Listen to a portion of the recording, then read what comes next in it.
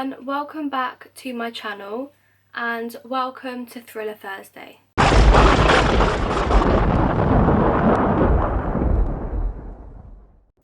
So for today's Thriller Thursday, I'm going to be talking about the sort of unsolved murder of Charlene Downes. So before I start, I'd just like to say that I mean no offence by making these videos. They're just for educational and awareness purposes. Charlene Downes was a 14-year-old girl born on the 25th of March 1989 in the West Midlands in England. In 1999, when Charlene was 10 years old, her family moved to Blackpool. Charlene lived with her parents, Karen and Robert, and also 3 siblings, 2 sisters and a brother. So there's not that much information on Charlene as a person, but she seemed like a really happy, normal child, but she did get expelled from school, so she may have been seen as being a bit mischievous, as a lot of children are. So moving on to when Charlene was 14 years old, she woke up on November the 1st, 2003 and began her day like normal. So she had a bath and then her breakfast while watching her favourite performer on telly, Darren Day, who she watched pretty much every day while she was getting ready. And after this she made her way to her friend's house. Charlene and her friend went out for a walk and then met up with another friend while they were out, who Charlene actually had plans with later that day. So at around midday, Charlene returned home, but told her mum that she was going back out at around 5:30 p.m. with her sister Becky. Her mum Karen said that this was fine and that she was going out at around 5 o'clock anyway to work, as she worked for a local takeaway handing out leaflets. So they all went out, and then while they were out they actually saw each other on the streets. It was roughly 6:45 p.m. when Becky and Charlene both saw their mum Karen on the other side of the road handing out the leaflets for the takeaway, and they both ran over to her. They were holding milkshakes in their hand as they had just left McDonald's. So they were all talking, and Karen, their mum, asked them both what their plans were for the rest of the evening. Becky told her mum that she was just planning on going home after this and didn't really have anything else that she wanted to do. Whereas Charlene actually told them that she was meeting up with some other friends after this and was going to be staying out in town for a little bit longer. She was planning on waiting for her 2 friends, Natalie and Natasha, to both get the bus into town, and then she was just going to hang around with them for a bit. So Becky went home and Charlene stayed with their mum for a bit, just until her friends arrived into town. Karen said that this was fine as long as Charlene wasn't home too late, as her curfew was 10 p.m, and she agreed to it. She stood and waited with her mum until eventually Natalie and Natasha arrived on the bus. They got off and Charlene ran over to them as she was really excited to see them. The 3 of them then ran back over to Karen to have another little chat with her. And while they were talking, Karen reminded Charlene of her 10 o'clock curfew, and again Charlene agreed to this. Charlene gave her mum a kiss and a cuddle before running off into town to spend a bit more time with some of her friends. And this was actually the last time Karen saw her daughter, Charlene. So Karen got home from work at 10 p.m. that night, expecting to see her daughter, but she was actually greeted by her husband, Robert, at the door, who told her that Charlene wasn't home yet. To start with, neither of them panicked as, like I said, Charlene was quite mischievous and did sometimes stay out later than she was supposed to. So they thought maybe she did this, and this is why Charlene's mum reminded her multiple times of her curfew. Her parents stayed up and waited for her for hours to come home, but she never did. When they tried to call her, she wasn't answering her phone either. So Robert, her dad, decided to cycle into town and along the piers to see if he could see her. But around half an hour later, Robert returned home and there was still no sign of Charlene. Robert was trying to calm Karen down and said maybe that Charlene decided to stay at a friend's house and just didn't tell them. So they tried to calm themselves down, went to sleep and expected to see Charlene in the morning. They woke up the next morning and Charlene still wasn't home, so they waited around a couple hours hoping she'd return.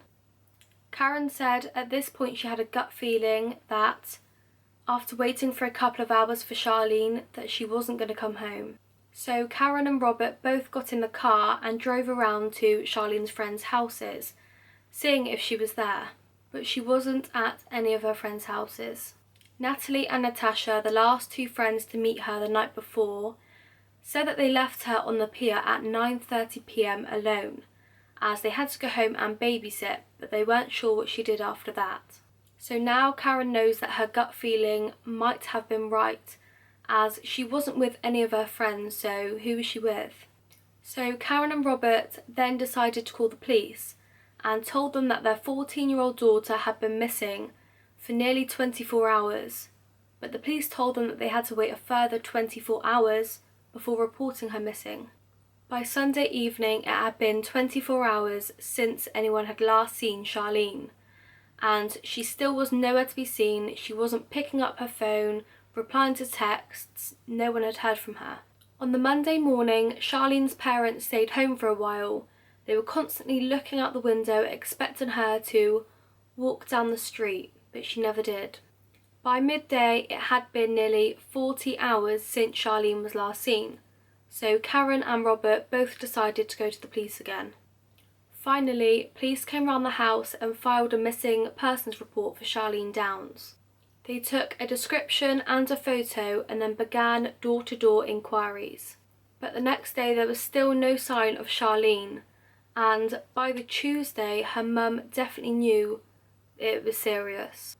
At the time, Charlene had been expelled from school for misbehaving, and she was actually due back to school on the Tuesday. Charlene really enjoyed school despite her bad behaviour and really enjoyed the social side of it. She was excited to go back. So when she wasn't home and ready for her first day back, this was another sign that this was very serious. Days started turning into weeks and there was still no sign of Charlene. As the story started making its way to local news, police started receiving possible sightings of Charlene. One person said that they spotted her on a train going somewhere, whereas someone else said that they spotted her sleeping rough on the side of the street. Police looked into every one of these leads, but none were Charlene. Police often look into family members with missing children as well, because it's quite common for it to be an inside thing. So they searched the house and started questioning family and friends, but nothing suspicious was found. Karen noticed that no national or local news was covering Charlene's disappearance. So Karen went to the Gazette and asked them if they could run Charlene's story, and they agreed. They apologised to Karen about not running it any sooner, as they did already know about this case, but were contacted by police and was told that this was a runaway case. And that's not what they told Karen. Police had actually gotten into contact with different newspaper companies and told them that this disappearance was a runaway case, but there was no evidence to suggest this. This is just what they assumed. So this was 3 to 4 weeks after Charlene's disappearance that the Gazette agreed to run this story. If the police hadn't told newspapers not to run the cases because it was a runaway, probably a lot more sightings would have been sent in. But now that it's 3 to 4 weeks later, the chances of sightings and people remembering if they had saw her would have been very slim. So from this point, Charlene's face and story was on every newspaper and on the news on telly. And sightings continued to get sent into the police. The police would look into every single one of them, but none of them was Charlene Downes. And quickly, months turned into years without Charlene, and with no explanation where she was or what had happened to her. The next piece of important evidence wasn't until 3 years later, when police contacted Charlene's family and asked them to come in for a meeting. I sat us down and he said, I've got you down here. He said, I've got some news, terrible news for you. I said, what news? He gave us a brew. I'll never forget it. I was drinking a cup of coffee at the time. He said, we believe Charlene's been murdered. I literally dropped the hot coffee into my lap. Went, what? Murdered? What do you mean murdered? Where is she? Where's her body? Where is she? If she's been murdered, where is she? Why have you not told me? I literally dropped my coffee into my lap. And I didn't even, it was scalding hot and I didn't even feel it. You know what I mean? And he said, we're 99.9% certain that she's been murdered. They said, that's actually his words. 99.9%. Yeah, they were his words. I will never forget those words as long as I live. And he said, we're actually going today to arrest the people concerned. They were going out that morning to arrest. So after this, the missing person case actually turned into a murder investigation. And like Karen said, 2 arrests were made on that same day. The first arrest was 29-year-old Ayad Albatiki, a local takeaway owner called Funny Boys, and this arrest was for the suspicion of murder. The second arrest was his business partner Mohammed Raveshi, and this was for the charge of disposing a body. So police told Charlene's family that 2 men had been arrested, but never told them what for and what they believed that they had done. It wasn't until roughly a week later when Charlene's family found out what police's theory actually was into Charlene's murder. They didn't actually find out from police themselves. Charlene's dad, Robert's sister, Charlene's auntie, actually called the family crying one day after she had bought the newspaper and Charlene's story was in it. The police actually went to the media and told newspapers what they believed that these 2 men had done to Charlene without telling the family first. And she said, I need to tell you something. And he said, whatever's the matter? She said, are you sitting down? She said, have you got the Metro? I went, no. She said, have you read what's in it? Charlene's body has been cut up into kebabs. Well, I tell you what, I went, what? So what? The police had told the press that before they told you? Yeah. They'd let that leak to the press before I even knew about that. Police's theory was that the 2 men had killed Charlene and disposed of her body by cutting it up, cooking it, and selling it as kebab meat out of the takeaway. So the trial began May 2007, and the police's main piece of evidence as to why they had this theory was revealed.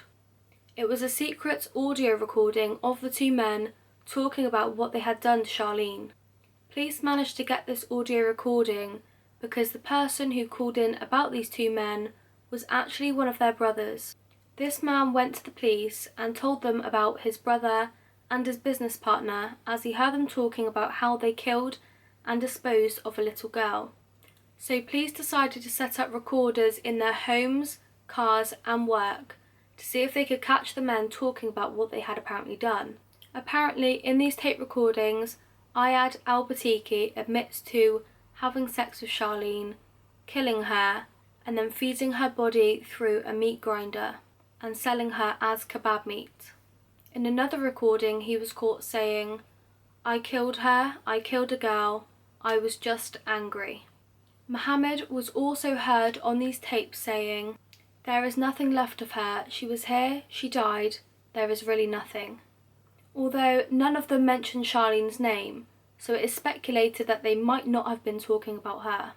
Another big piece of evidence actually came out after interviewing over 3,000 people from the Blackpool area, and it was revealed that there was actually a big grooming child exploitation ring run within the local takeaways, including the one that these 2 men owned. Local takeaway owners and workers were known to be exploiting and grooming over 60 girls. They would give these girls free alcohol, food, cigarettes and drugs, all in return for sexual favours. Somehow police and no one in the local area knew that this was going on, and Charlene was one of these girls and had been for over a year. This story sounds very similar to a true crime Netflix series, 3 Girls. I think there's 3 or 4 episodes. It's really interesting. It's based on a real story. It's very sad, but it's very similar to what is happening here, and it's set in Rochdale. So if you're interested in sort of finding a bit more about this, then yeah, watch that. So the evidence of the recordings and also the information of the grooming rings seemed as if it was enough information to arrest these men on Charlene's murder. But at the same time they had no evidence of Charlene's murder, and no body. They didn't even know that she was actually dead.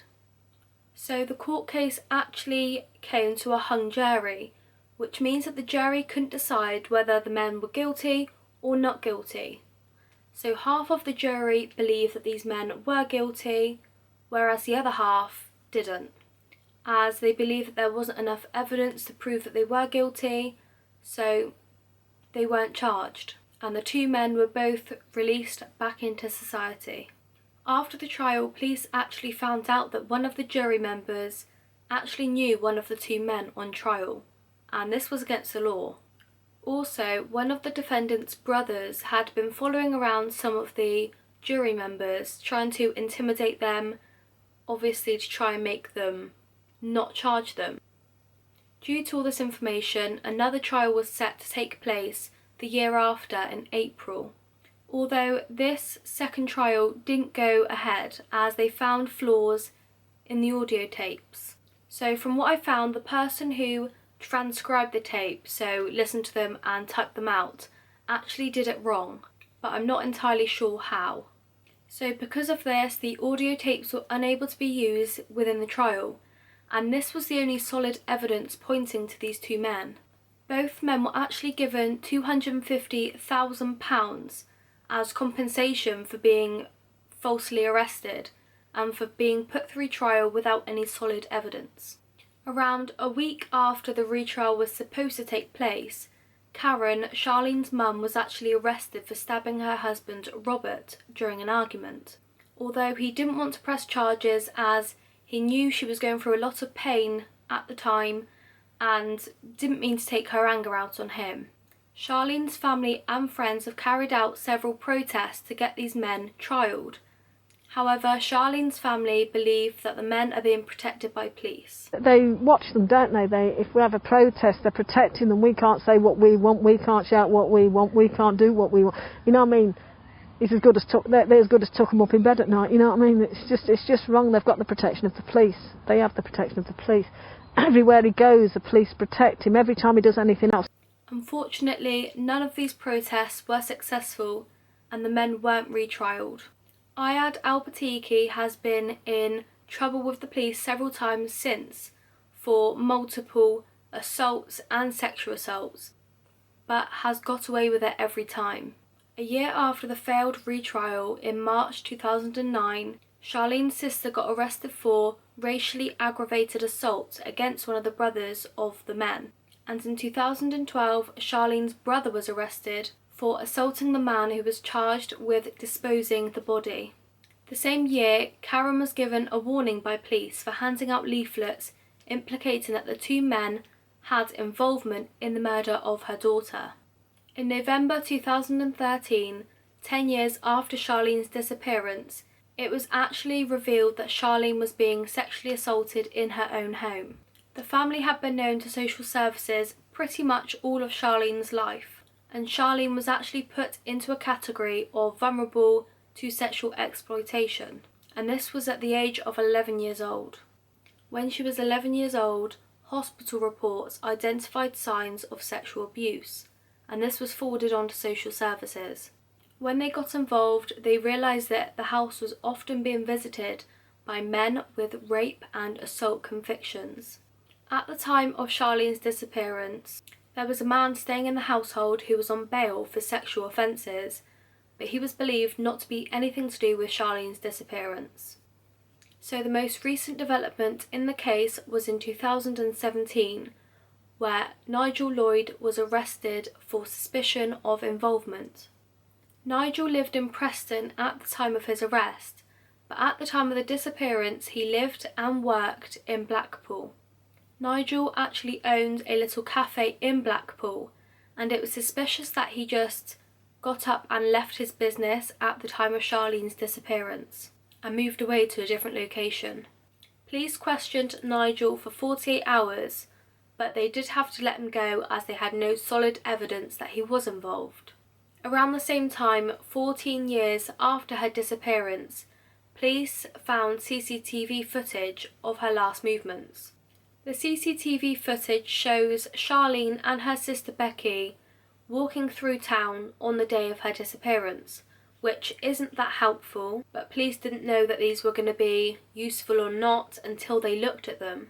For all they know, the tapes that they had been holding for 14 years could have had Charlene's killer on them, but they waited until now to check them. So up until now, no one has actually been convicted of the murder of Charlene, and no one actually knows whether she's been murdered or not. That was just the police's theory from the evidence that they had found. So that is pretty much everything for this case.